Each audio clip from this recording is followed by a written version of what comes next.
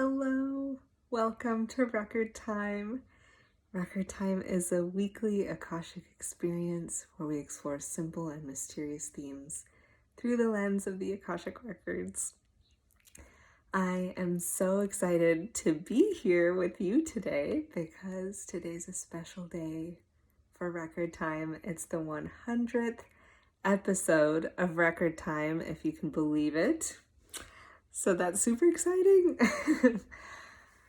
So, yeah, today is a special day. This feels like a milestone for me in Record Time in our little journey together. We've been doing this every week for almost 2 years, which is really cool. So, yeah, I'm super delighted to be here. It feels like such a blessing and a treat to be able to be the conduit for these messages that so graciously and generously come through the Akashic Records for us each week. It is such a delight to get to share them with you, and it really, it warms my heart and gives me so much joy when you reach out and send me messages and tell me how the messages resonate with you, how much you enjoy them. It's been so nice to receive those over all this time that we've been doing this. So if you've ever done that, if you've ever taken the time to send a message or comment or just to let me know how much you enjoy it, I really appreciate you taking the time to do that. And Record Time appreciates it too. So, yeah, thank you for being here. And yeah, it's just been such a treat. I'm really, really grateful, and I hope to continue doing this with you, for you, with Record Time for a long time. It's been such a gift. And I don't know if I know sometimes I talk about the process a little bit, and I'm not going to go into it too much today, but oftentimes, especially at least for the last year, I think, maybe longer, when I sit down to do Record Time, I don't know what the topic is going to be, and that's why in a lot of the videos, I pause for a moment, or maybe more than one moment, while the message comes through and finds me, while it comes through the records to be expressed. So I think that's something that makes Record Time really special to me, is that I get to receive it for the first time as I'm speaking it, just like y'all do. So sometimes it just feels really special because I am learning with you. I'm learning as I'm speaking this stuff, and so it's been a profound learning opportunity for me, and that's why I think it feels like such a gift to get to convey these messages. It feels like a blessing that I'm able to be the one that they come through.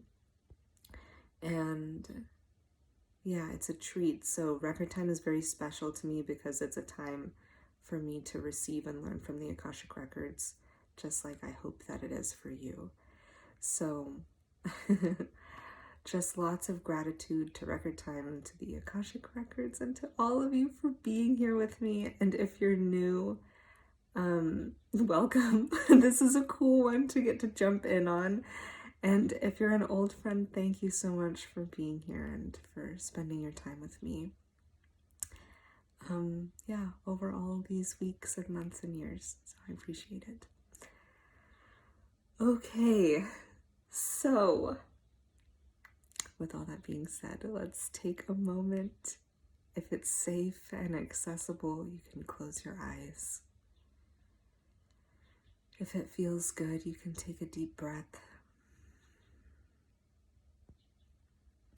And just give yourself permission, give yourself the space to, if you want to and if it feels good, to acknowledge right now you get to receive from the Akashic Records, which is an ancient, timeless, energetic library that holds all of infinity and eternity. And how magical and miraculous it is that we get to share in this space together, that we get to receive a little drop, a little glimpse of this supremely magical and mysterious entity that is the Akashic Records.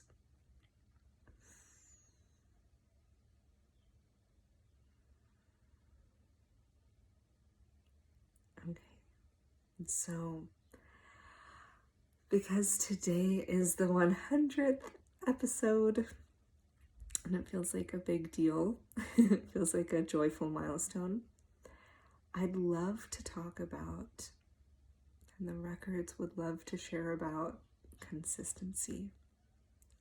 And this is something that people sometimes reflect back to me. I think that it's something that some folks struggle with, being consistent. And for me, it's something that is like an ongoing dance and exploration. Dancing with consistency, learning how to be consistent in a way that is healthy and and joyful. Because I think with consistency, there are two extremes, and one can be really forceful and extremely diligent, like never missing a day of something, you're there no matter what.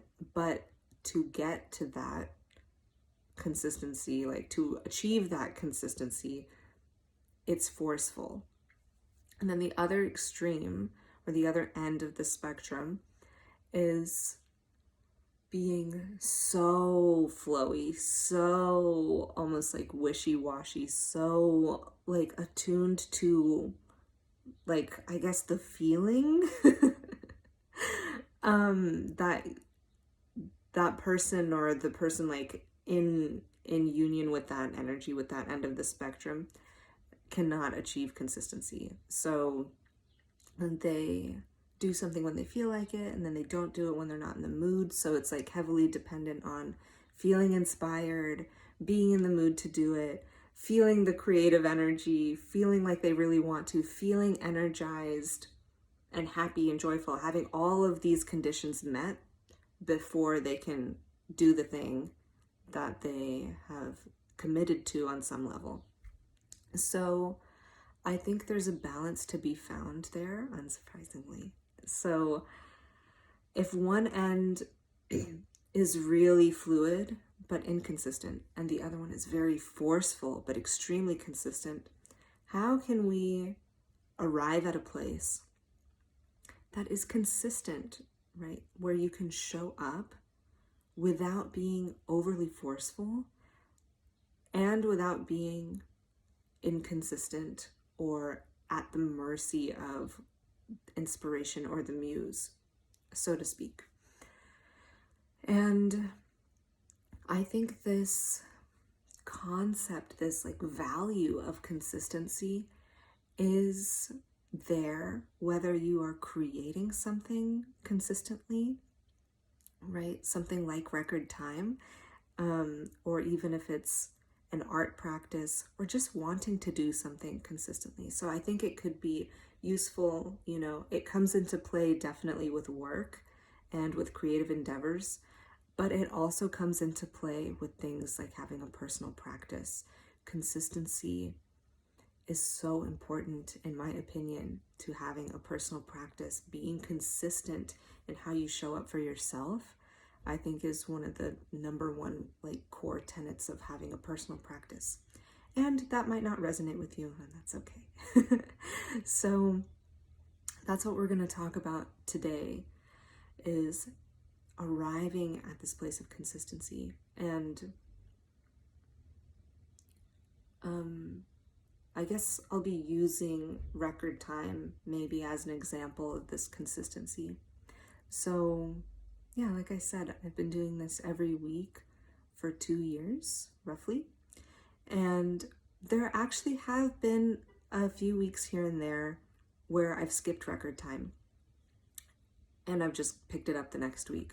But there haven't been really long gaps. I don't think that there have been months without a record time being put out. Yeah, that doesn't sound right. I think like at most it's like I miss 1 week here and there, and then I'm back on it the next week.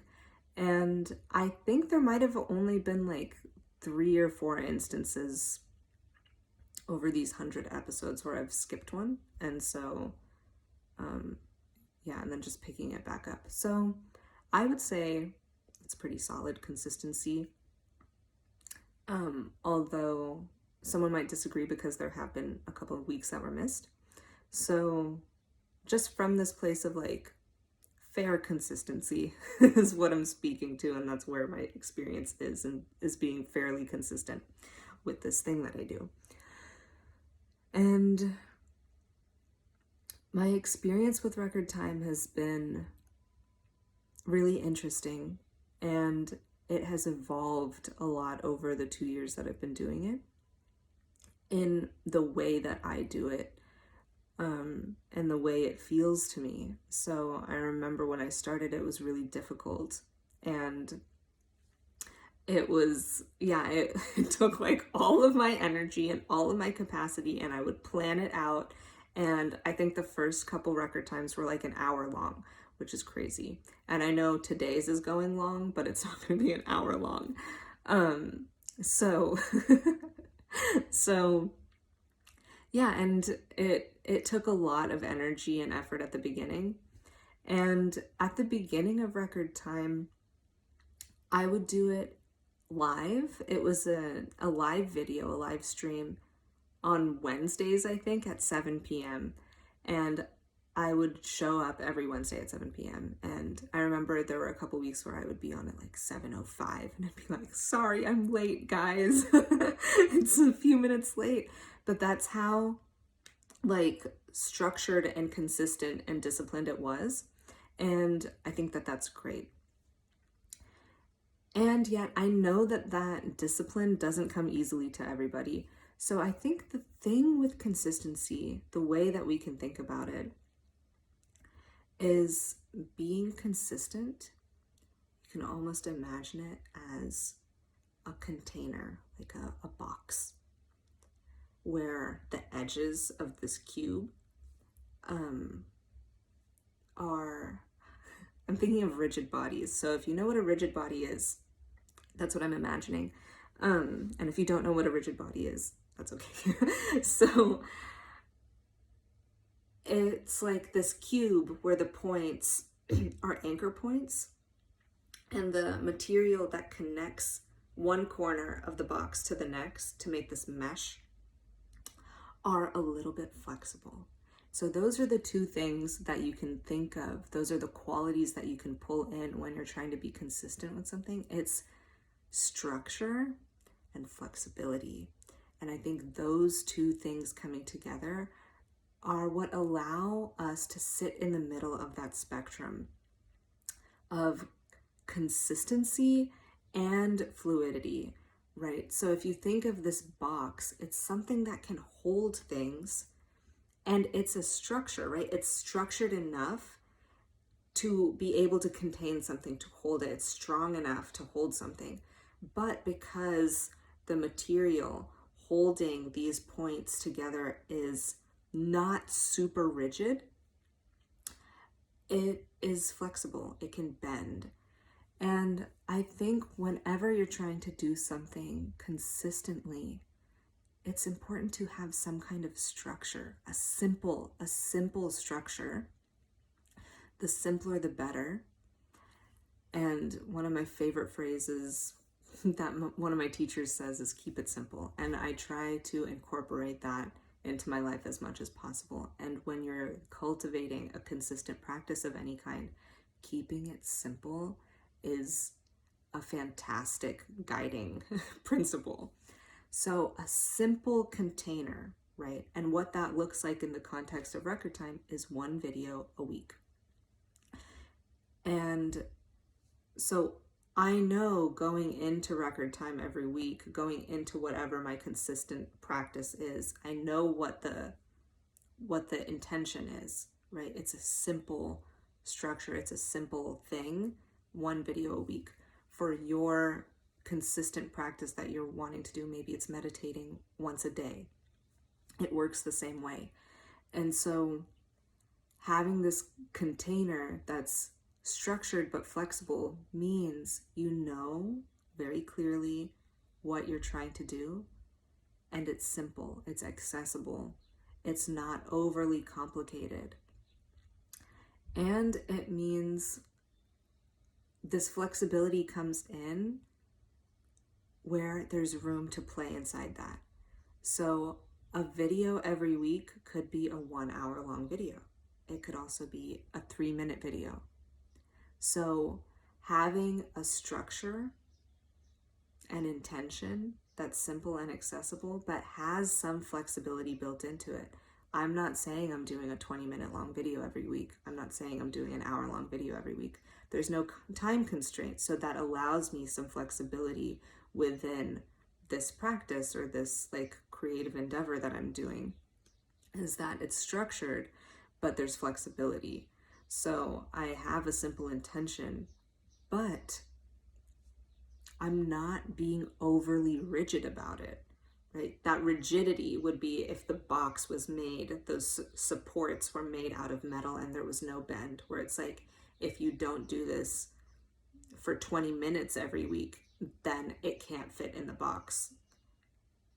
But it's like, okay, because it's flexible, it's like, oh, this week the video's longer, so the box can like stretch to hold that. This week the video is shorter, the box can like hold that still because it's flexible. So that's kind of what I mean when I'm saying merging this concept of structure and flexibility to create accessible consistency that you can actually stick to and be consistent with. So those are 2 things to think about, right? This marriage of structure and flexibility. And I also want to take a second to speak to this idea that consistency, I think a lot of people shy away from consistency because it feels too masculine. And I can understand where they're coming from if they only think of consistency as you must do this thing every single time, every single week, every single day in this exact same way. I would think that that is quite rigid. I don't know if I would call it masculine, but I would call it rigid. And then there's that other side of the spectrum that's so fluid that it's like you can't really count on that to be there every time because you might not be in the mood. And so I think for me, I have actually not dabbled. I'm a master at being forcefully consistent, at being hyper rigid and super disciplined.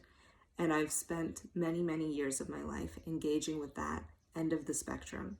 So I'm extremely familiar with what that looks and feels like. And I also know that oftentimes it's not sustainable. So while you might be able to be super consistent with what you're doing, if you're applying and calling in, using a lot of force to get something done, it will wear you down over time, and ultimately it's not sustainable. And then on the other side, which I'm very not familiar with, is this like super fluid, I don't really feel like it, so I'm not going to do it. That it's like you're not going to achieve or create consistently because you're not showing up in all of the spaces, no matter what. So I think that's, again, this like blending of the two. And I think that there's a real difference between forcing yourself to do something you don't want to do and activating your strength to do something that you really want to do but feels a little bit difficult in the moment. So I think that when people think of consistency, they might jump to that place of, oh, you have to force yourself to do it no matter what. You have to force yourself to do stuff even if you don't feel like it, even if you're not in the mood, no matter what, you have to show up. And basically forcing yourself to do something that you don't want to do. And that is not what I'm talking about. That's the extreme end that I think is tempting to associate with consistency, but that's not the only route to consistency. And this is something that I'm still learning how to do, but there's a difference between that, right? Forcing yourself to do something you don't want to do versus activating your strength to do something that you know you want to do, but feels difficult in the moment.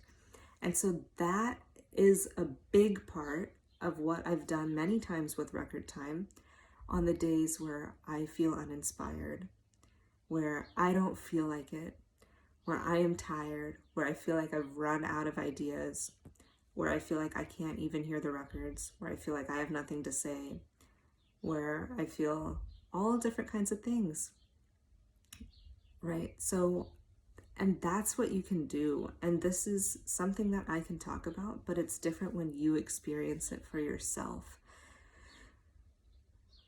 And yet I'll do my best to describe it. But again, it's trusting yourself enough to know that even though I don't feel inspired, even though I don't really feel super juiced up and excited to do this thing, I trust myself to show up anyway.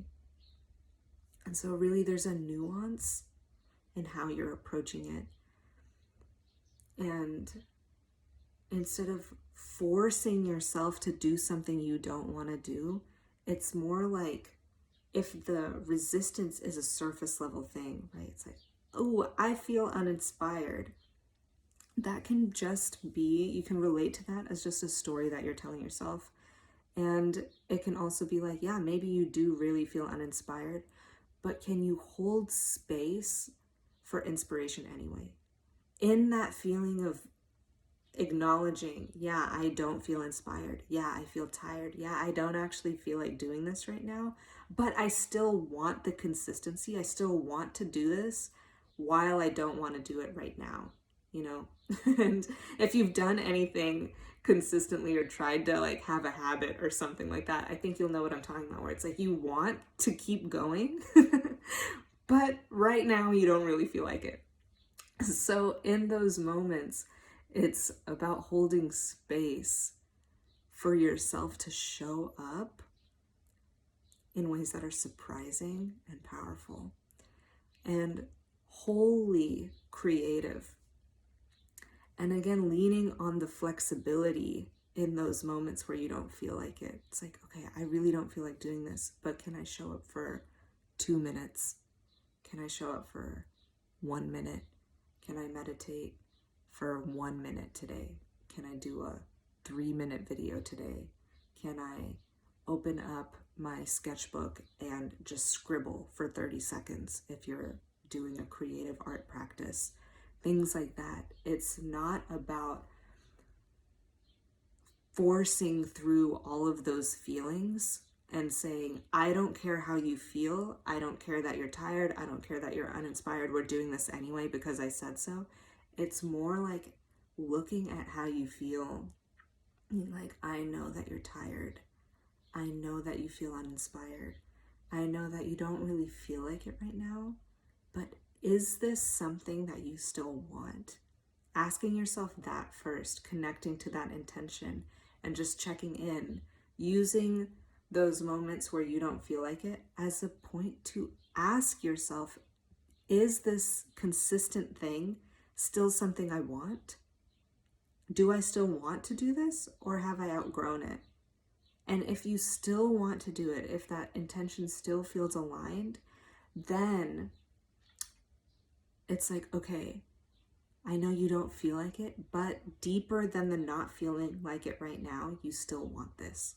So what can we do to meet ourselves where we're at and arrive at this place of flexible structure, flexible consistency, where it's like, okay, you're not feeling it, but deep down you still want it. That's the first thing.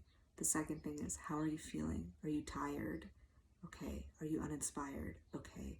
What else is going on? Are you in pain? Okay. Whatever it might be, acknowledging that and allowing the flexible structure of your practice to hold you how you are, allowing it to not be a reason, an excuse to force yourself out of your capacity, but rather to allow your practice to bend, to meet you and hold you where you're at. And that's where that example of like, okay, 1 minute of meditation can come into play. Because even if you're tired and uninspired and not feeling like meditating, 60 seconds is still accessible. Even if your regular practice is 20 minutes, you can do 1 minute. And if the practice is a video and you're not feeling like it, it's like, okay, you don't have to do something long. Can you bring it down? Can you pare it down? Can you keep it simple? Can you be flexible? Can you be kind to yourself and allow it to be shorter? Even if your mind is saying that that doesn't count, that's not good enough. It's like, can you just allow yourself to meet yourself where you're at and allow that flexible structure to catch you where you are? And it's through that, meeting yourself where you're at on a day-to-day basis, on a weekly basis, however often you're creating or doing your practice. It's really an opportunity to bring in more presence and more gentle acknowledgement of how you are in the moment. And so it's really, again, marrying that fluidity of like, how do I feel? Do I feel like I want to do it or not? With that structure and that discipline to arrive at a place where you are meeting yourself where you're at and you're acknowledging how you feel and holding space for strength and consistency. And to trust in yourself. Like, even though I don't feel like it, I trust myself to do this because I know that it's what I really want. Even though I don't feel like it, I trust that I'm strong enough to show up anyway. I trust that creativity will come. I trust that the universe will provide me with the inspiration I need once I get going and I show up and I do my part. So I could go on and on. I know this has been a super long one, but it felt like a fitting topic to discuss on this sweet occasion of the 100th episode. So that's where I'm going to leave you for today. I invite you to take time to marinate in this idea of flexible structure, flexible consistency, and see how it feels to you. And I'd love to know which side of the spectrum you tend to fall at. Do you tend to hang out at the fluid side, or are you a hyper-disciplined person? I'd love to hear from you. I'd love to know how this lands. And thank you so much for spending your time with me today and all of these days that we spent together doing record time together. I appreciate you, and I'm sending you so much love. Until next time, namaste.